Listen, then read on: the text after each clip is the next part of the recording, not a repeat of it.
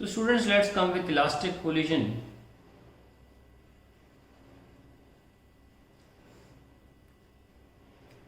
यहाँ पे दो बॉडीज बना लेते हैं।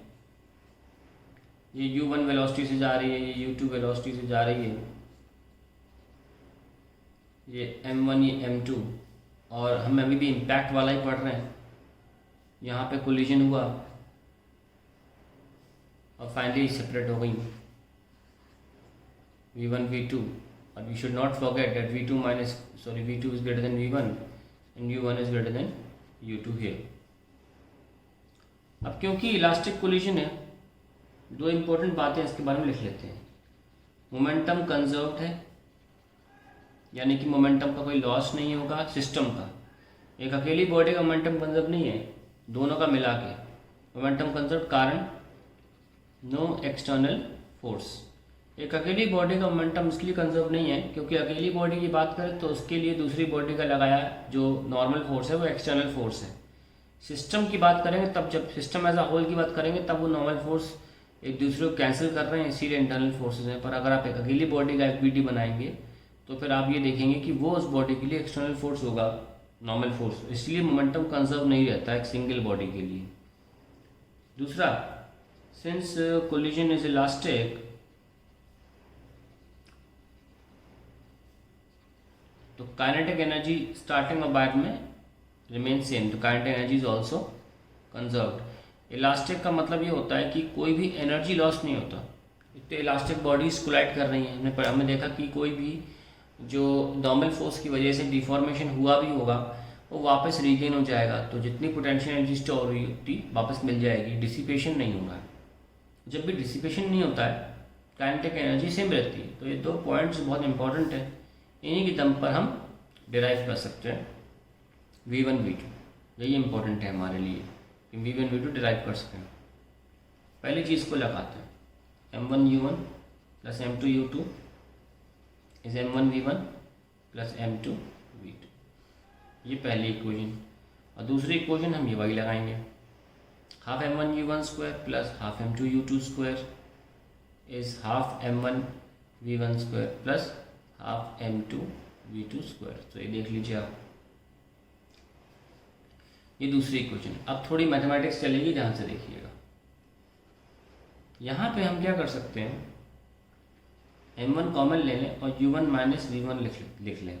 यहाँ पे m2 कॉमन ले लें और v2 माइनस u2 लिख लें। और यहाँ पे हम क्या कर सकते हैं, सारे हाफ को उठा सकते हैं और ultimately we will have m1 u1 square minus v1 square is m2 v2 square minus u2 square. इसको हम थर्ड इक्वेशन बोलेंगे, इसको हम फोर्थ बोलेंगे। और अगले पेज पर हम क्या करेंगे, 4 डिवाइड बाई 3 करेंगे। ठीक है, देखिए कैसे करते हैं। डिवाइडिंग 4 बाय 3 ये करना है, यानी कि m1 u1 square by u1 square ये लो, और यहाँ पे m2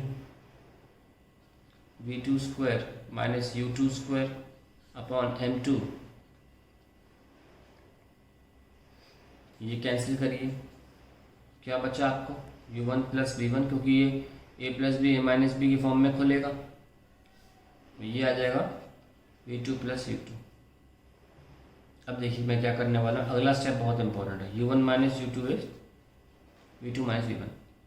अगर हम वेक्टोरियली भी देखें तो ये क्या है, relative velocity of 2 with respect to 1, और इसको देखें तो क्या है, relative velocity of 1 with respect to 2। Now notice कर सकते हैं कि अगर हम नोटिस करें यहाँ से एक step 1 equals to v2 minus v1 upon v1 minus u2, ऐसा करें तो ये 1 आ रहा है, कुछ तो होगा ना ये। इसको अंग्रेजी में लिखते हैं।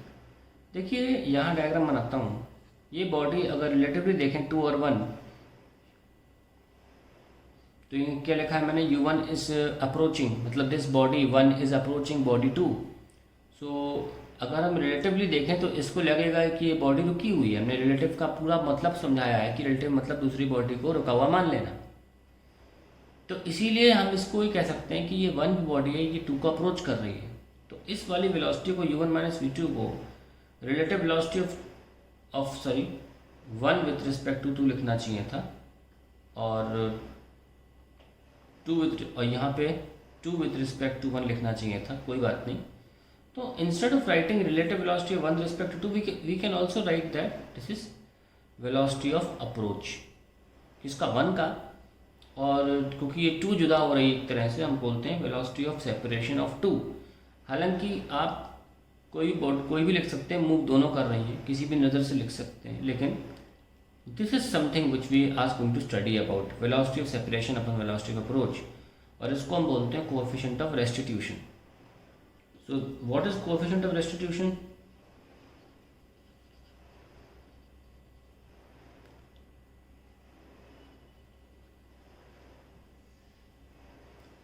It is a constant parameter, पहले डेफिनेशन लिखवाता हूँ। Parameter which accounts for the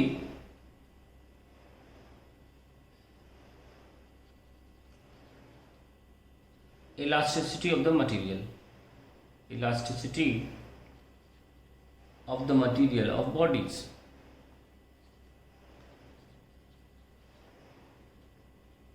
in collision। और इसकी मैथमेटिकल एक्सप्रेशन जो है वेलोसिटी सेपरेशन और वेलोसिटी ऑफ अप्रोच है, और अभी हम कह सकते हैं कि E1 के बराबर है in case of elastic collision, elastic collision. सब इसका थोड़ा एनालिसिस रह गया है V1 V2 निकालने के लिए। Let's see how to solve it. थोड़ी सी आपको बच्चों को लगता है कैलकुलेशन ज़्यादा होती है, पर ऐसा बिल्कुल भी नहीं है। तो हमने क्या निकाला, u1 minus u2 is equal to v1 v2 minus v1। आपको जो भी एलिमिनेट करना है उसकी कुछ बना लो। v1 equals to u1 minus u2,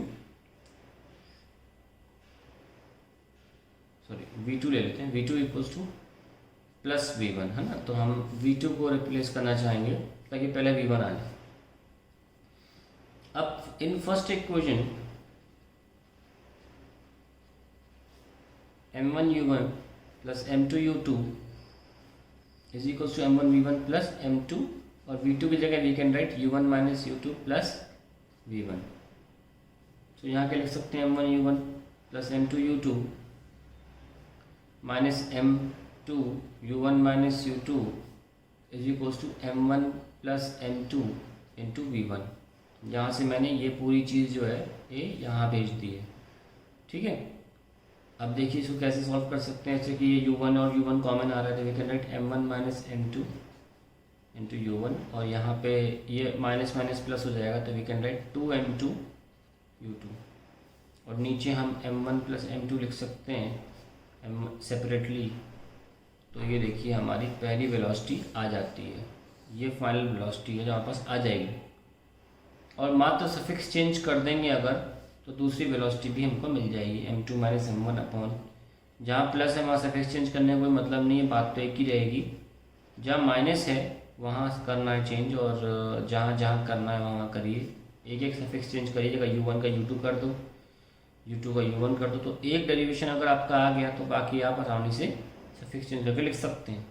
तो इलास्टिक कोलिजन में ये दो हमारे पास स्पीड आ जाती हैं, और इसमें बहुत से केसेस बनेंगे, लेकिन अभी हम इस वीडियो को यहाँ पे रोकते हैं, और अगले वीडियो में हम ये और कुछ केसेस की बातें करेंगे। जैसे कि अगर ये बॉडीज़ में पहली बॉडी बहुत भारी हो दूसरी हल्की हो, या पहली बॉडी बहुत हल्की हो दूसरी भारी हो, या एक बॉडी ऑलरेडी पहले से रखी हुई हो और फिर उसमें भी एक बॉडी भारी एक बॉडी हल्की का केस आ जाएगा।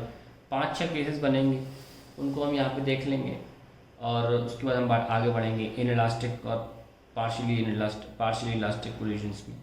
लेकिन मोटा मोटा आपको थोड़ी क्लियर हो गई होगी। हम ये देखेंगे कि पार्शियली इलास्टिक और इन इलास्टिक में जो ई की वैल्यू है कोएफिशिएंट ऑफ रेस्टिट्यूशन की, वो बदल जाती है और 1 से कम हो जाती है, it can be minimum to 0।